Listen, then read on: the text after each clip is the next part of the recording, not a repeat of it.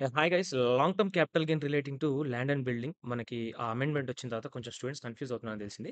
So, దీంట్లో land and building relating to land and building related long term capital గెయిన్‌కి 3 cases మనం revise చేసుకోవచ్చు. ఒకటి ఎప్పుడు పర్చేజ్ చేసాడు? ఎప్పుడు ట్రాన్స్‌ఫర్ చేసాడు? అది 23/7 బిఫోర్ పర్చేజ్ చేసి 23/7 బిఫోరే మనకు సేల్ చేసాడంటే అది మనకు నార్మల్ కేస్‌లోకొస్తుంది. అంటే నార్మల్‌గా మనం లాంగ్ టర్మ్ క్యాపిటల్ గెయిన్స్ దాని మీద టాక్స్ లిమిట్ ఎట్లా కాలిక్యులేట్ చేసేవాళ్ళం? ముందు మనం 54 full value of consideration as per 56 కనుక్కొని దాని తర్వాత కాస్ట్ ఆఫ్ అక్విజిషన్‌కి ఇండెక్సేషన్, కాస్ట్ ఆఫ్ ఇంప్రూవ్‌మెంట్‌కి ఇండెక్సేషన్. ఇండెక్సేషన్ ఎట్లా ఇస్తాము? Cost of indexation for the year of transfer and year of cost or 2001 or 2 whichever is later తీసుకొని ఇదొక indexation figure కనిపెడతాం. తర్వాత improvement year, transfer year compare చేసుకుంటూ ఇదొక ఇండెక్సేషన్ ఫిగర్ కనిపెడతాం. తర్వాత దానికి లాంగ్ టర్మ్ క్యాపిటల్ గెయిన్ లాగా తీసుకొని దాని తర్వాత ఎగ్జంప్షన్స్ ఇచ్చేసి ఒక long term capital gain taxable long term capital gains ఇస్తాం. దాని తర్వాత దానికి టాక్స్ లిమిట్ ఎట్లా కాలిక్యులేట్ చేస్తాం?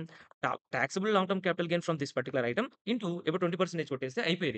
నౌ వీళ్ళు ఈ పర్టిక్యులర్ బిఫోర్ గనుక నువ్వు పర్చేజ్ చేసి ఆఫ్టర్ 23/7 తీస్తే ఒక అమెండ్‌మెంట్ తీసుకొచ్చారు. అదే 12.5% టాక్స్ లయబిలిటీ అమెండ్‌మెంట్.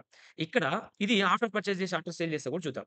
ఈ 2 కేసెస్‌లో మనం లాంగ్ టర్మ్ కాలిక్యులేట్ చేసేటప్పుడు will do full value of consideration minus cost of acquisition minus cost of improvement. ఇక్కడ మనం ఇండెక్సేషన్ అనే బెనిఫిట్ ఇవ్వట్లేదు క్లయింట్‌కి. ఆ పర్టిక్యులర్ టాక్స్ పేయర్‌కి. So, long term capital gain వస్తుంది. ఎగ్జామ్షన్ అండర్ సెక్షన్ 54 తీసుకున్న తర్వాత taxable long term capital gain అనేది వచ్చేది. నౌ ఇక్కడ ప్రాబ్లమ్ ఏంటి అనంటే after discussions in the parliament వాళ్ళు ఏం చేశారంటే అమెండ్‌మెంట్‌లో చిన్న స్లైట్ చేంజెస్ తీసుకొచ్చారు. ఏంటది? అరే! ఈ టాక్స్ పేయర్స్ అనే వాళ్ళు ఇబ్బంది పడతారు కాబట్టి మనం ఒక పని చేద్దాం. We need to work on something like without indexation, with indexation ఎంత అవుతుంది? టాక్స్ లయబిలిటీ ఎంత అవుతుందని చూడమంటున్నాడు. ఒకటి ఫస్ట్ ఏంటి?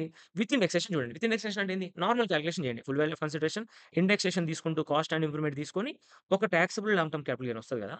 దాని మీద you take 20% tax liability. 20% tax rate. అదే వితౌట్ ఇండెక్సేషన్ తీయండి. Same full value of consideration, cost of acquisition, cost of improvement without indexation చేసి you do one long term calculation చెయ్యి. లాంగ్ టర్మ్ లయబిలిటీ కాలిక్యులేషన్ చెయ్యి. దానికి make it as a 12.5% రేటేసి ఒక tax liability. Now ఈ 2 talks లయబిలిటీస్‌లో ఏదైతే నీకు beneficiary ఉంటుందో, ఆ బెనిఫిషియరీ ఉన్న ఐటెమ్ టాక్స్ లయబిలిటీ పే చేయి. అంటే మన ఇన్‌కమ్‌లో వాట్ ఈస్ మై ఇన్‌కమ్ అనంటే ఇదే వస్తది. బట్ దాని మీద పే చేసే టాక్స్‌కి మాత్రం ఈ పర్టిక్యులర్ యాక్టివిటీ చేయాలి. అదే గనుక 2 ఆఫ్టరే జరిగేదనుకోండి. 2 ఆఫ్టర్ జరిగితే సింపుల్ ఏం లేదు. ఇలా కాలిక్యులేట్ చేసి దానికి డైరెక్ట్ 12.5% పే చేయాలి అంతే. సో, ఇది ఒకటే చిన్న అమెండ్‌మెంట్. అది ఫుల్ వీడియో కావాలంటే you can watch it revision videos.